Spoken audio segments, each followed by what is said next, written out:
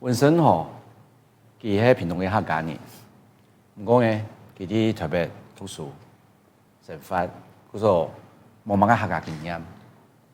佢本來係讀新聞嘅，咩做嘅記者，後來做嘅 model，當開始做演員。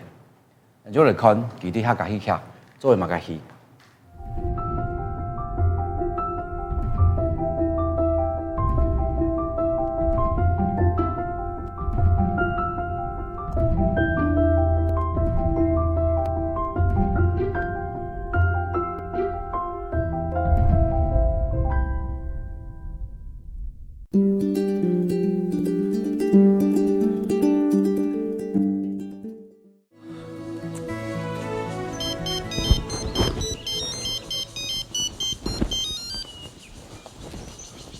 喂，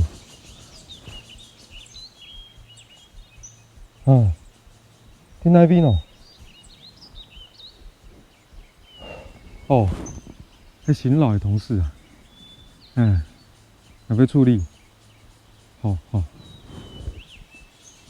怎么样？我也有看到。在对面。啊？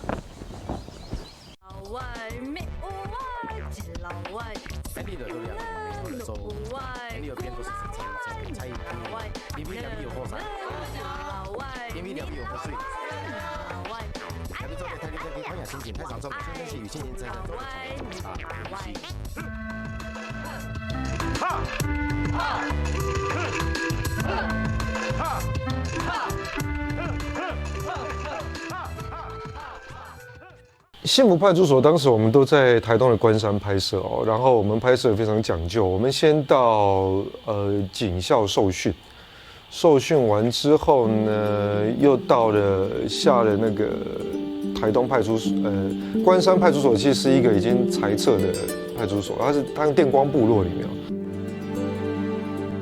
有现场有请当时的教官也来教我们，不管是擒拿柔术，然后我们还跟着他们去那个叫临检。做乜呢？冇啦，我哋講而家唔使講。即間演咧，即間演咧。第一次离家那么久去拍戏，然后第一次在一个不熟悉的语境里面去适应一个角色，然后第一次演到一个戏角色冲突这么大的。因为幸福派出所它虽然客语发音，但是其实蛮容易理解的。我就是一个卧底警察，有点无间道那个概念啊。忙得死啦！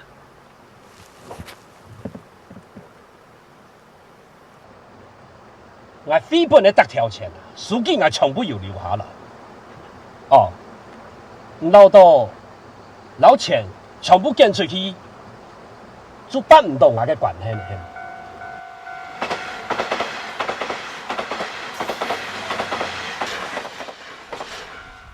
所以它对我来讲是那个抓马的成分很高，所以我在拍《幸福派出所》的时候，我确实有一段时间有一点，不管是空间的迷离、空间的迷航，还是说个人的迷航，都有一点点。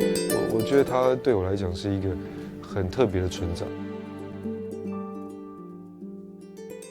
是我演客家戏剧对我来说是一个很大的突破。虽然我自己是客家人，但是小时候就基本上只有听爷爷奶奶、伯父伯母他们对话，有客家话的存在。那么其实我除了自己知道是客家人之外，我对客家的文化跟语言基本上是一无所悉。接到客台的邀约的时候，其实我有一点惊讶，但一部分有一点抗拒。抗拒的原因是因为我觉得我驾驭这个语言能力一定不足，但一部分是有一点开心的。开心的是说，我好像可以有一点认祖归宗感，就是说，如果我把这语言学好，我似乎可以用这语言跟我的祖辈沟通。我觉得它是一个很迷人的事情。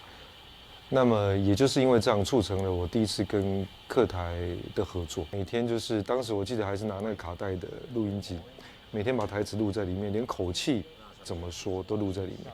然后我回去就不断的附送。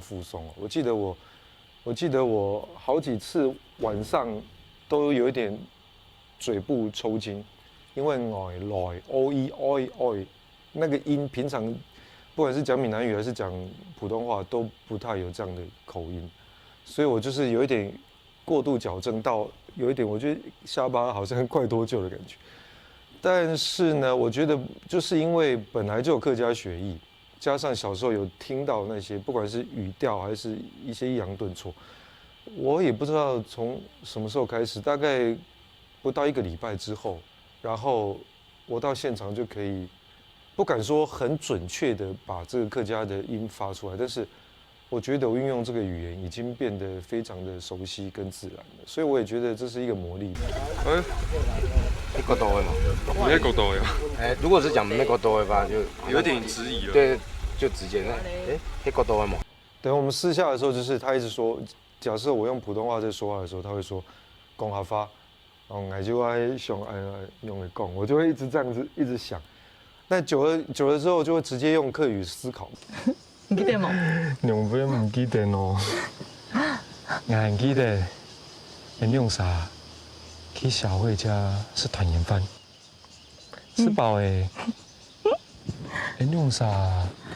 去李仲伯请丽君告，哎呦，呢種時候，人哋想拿到李宗邦嘅紅包誒，李宗邦沒。那演完《幸福派出所》是2007年左右，07年底。当时我就觉得好开心哦。然后我还记得我就打电话跟我爷爷用客家话说话，他们就觉得有点惊讶，这小朋友怎么会用客家话跟他们说话？当然那感觉特别亲，也不是说我有一连串的非常流利的 conversation， 没有那么严重。可是我就说，哎呀，这跟后某啊，有事翻某啊，就是很自然的会用这些，然后他们听起来就很开心啊。当然他们知道我在拍客台的戏，那对我这个来讲，对我来说最大意义是满足内心，自己成为一个客家人，好像可以更大胆的说 ，yes， 我是客家人。